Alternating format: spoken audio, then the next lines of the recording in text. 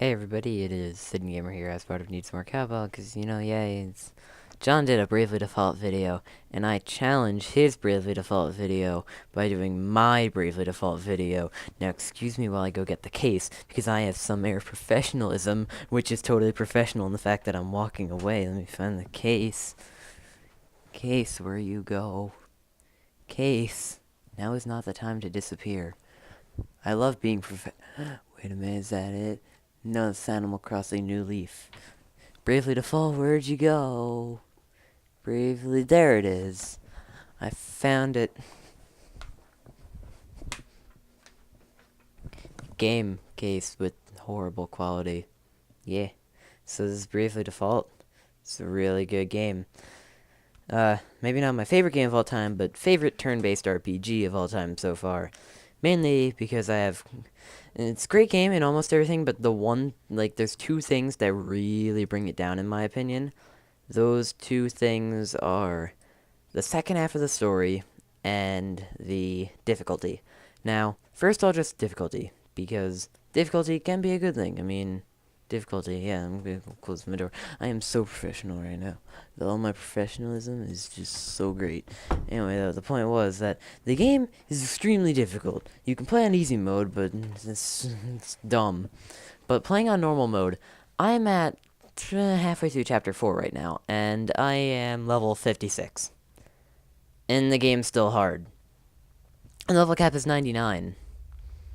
So yeah, difficulty, honestly, the problem with this game, which isn't really, or which is a big problem in RPGs, is that, like, it seems like with each fight in this game, it's every boss fight, I mean, like, you kinda gotta go into the boss fight once, see its pattern, lose, and then go in again with with your better jobs and stuff like that. And that's kind of the problem. It's like you shouldn't have to go into a boss fight specifically to check how how good or bad you're gonna face with your classes and find their pattern. You should be able to just go into a boss fight and win, aside from just taking 4 black mages.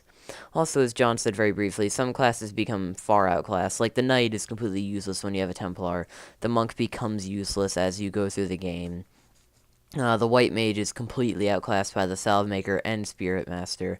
This is minor spoilers, but I'm not really gonna tell you what they do. And the storyline, it's kind of padding past chapter 4. It's like, okay, chapter 4, oh no, the game's reset, now you gotta go solve the 4 crystals again. Ooh, no, it reset again, you gotta do the 4 crystals again.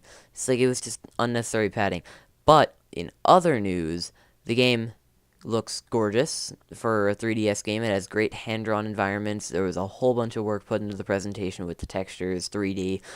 It's actually a game I like putting 3D on. Has a lot of neat Street Pass features that'll suck up a bit of your time. Not too much, but, like, it's there, and it lets you get special equipment, which is nice. I will concur.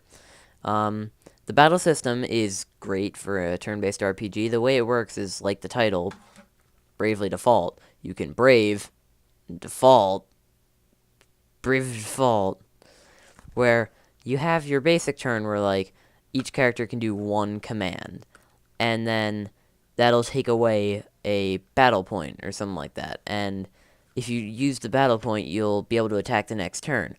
But what you could do is you can brave to, say you brave one time. This means you're attacking 2 times in one turn, 3 times, or 4 times at the max. But then you have to wait 2, 3, or 4 turns respectively to attack again. So it's a really big risk-reward system. And default is basically your defend command, but it doesn't waste a BP. So you can you can default 3 times, brave 4 times, and then the next turn you'll be able to attack again, which is really cool. The combat is great. It keeps you interested. Normal enemy encounters are great. They're like, it's really great. It's really good. And the job system is by far the most interesting part of the game, because not many RPGs have handled this with such freedom. Like, there's 24 classes, and there's a whole bunch of different ways you can play the game. Like, you have your support abilities, which as you're leveling your classes up, you can get a permanent ability from that class and put it on your character. But not only that, as you level up your jobs, you get more abilities that are on that job, which is really cool. And you can equip a second job's command that isn't the job you're using. So say you're using a black mage, but you also want to be able to heal. You can make your secondary job command as white magic, and you can heal and be an offensive mage at the same time, which leads to a lot of extremely broken combinations. One I heard just last night when I was watching a Bravely Default Impressions video. Ooh, irony. And it's having your ninja use an attack that makes one character get hit all the time in a turn, and make that character that's going to be getting hit a Swordmaster, which relies on countering. So what you can do is put that Swordmaster's alternate class ability on Swordmaster. So, or not Swordmaster, Spellfencer. And right before your ninja does it, like the turn before, cast Drain Sword Magic on your sword, which takes HP away from your enemies.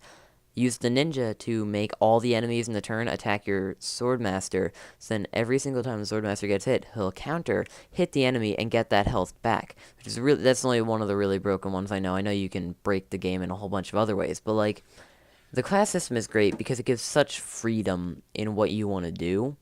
So like, you could have a party of all knights, or a really obscure party. Now, the game also encourages you heavily to stick with one or two classes for each character, but it does it really subtly, so in case you're not picking up on it, it's like, you don't really know. Which, for me, I'm going through the game unlike John, where I'm trying to have each character have all their classes at the same level, which is probably making the game a bit harder for me since I'm below magic level, because the way you earn magic is that you have to level up your mage. So, like, I can't cast Thundaga even though I bought it in the shop. And I can't cast Curaga because I bought it in the shop, just because my my jobs aren't high enough leveled. Granted, that's a minor complaint considering the way the game scales your job point, I guess, intake would be the right word, is really well, in the fact that it's basically to the point where you are in the game, but later in the game you get classes that are level 1, right? But at that point in the game, you're facing enemies from way before level 1 jobs, so you can get 3 level ups for a job, like your first 3 level ups in one battle, and that really helps you. Especially for classes that aren't that great physically, just win one battle and now your stats are like tripled, because when you move a character from, say, a mastered class, their stats go down if you're bringing them down to a level 1 class, which is generally why I'm trying to do that whole thing. But the last aspect of the game that I haven't talked about too much is the music, and dear God, the music is so good. Like, it's the battle theme, I can listen to it, and I won't be tired of grinding, because you need to grind in this game a lot. The boss themes are great. The final boss theme is, dear lord, it's so good. The story, again, it falls short after the midway point through the game, but there's a bit of filler before that, but like some minor things could be changed to end that filler and just make it storyline. The character interaction is great. All 4 main characters play off each other really well, especially Ringabel. He's great. He needs to be fashionable. You'll get the reference if you buy the game. Buy the game. It's $40 now. Buy it. Great. Bravely Falls T rating, by the way. 7-year-olds don't play this game. You'll be scarred for life. But now, in all seriousness, Bravely Default is what's been consuming my past week. It's a really great game. Bit hard at times, and the plot starts to fall short. But honestly, the gameplay, music, storyline's still good after it, but it's not great. It's not mind-blowing like it was, but like, story, visuals, combat, everything makes this game a AAA game in my opinion.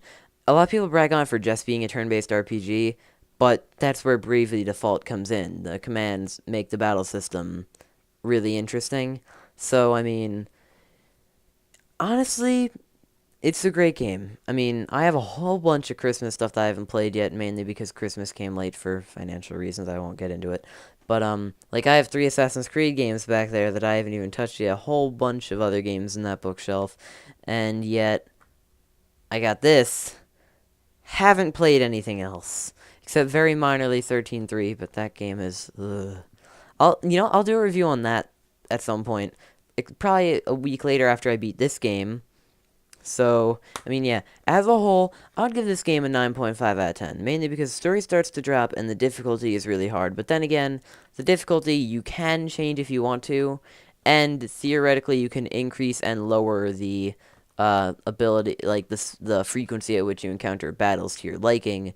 And lastly, one extremely minor thing is that you can fast forward the battles, so you won't want to go back to the slow battle, believe me. But yeah, Rift Vault 9.5 out of 10. Great visuals, pretty good story, great character interaction. The world in itself is great. The combat system is extremely new. It takes a spin on the entire genre so far. And it's just a really great old school RPG for fans of old school RPGs and people who are new to them. I mean, I haven't even really played that many old school RPGs. Like, at the most I play is Final Fantasy IV. And this seal of approval is really good with a few minor complaints. Anyway, this is Sid Gamer's Part Needs More Cowbell. Signing out. Peace.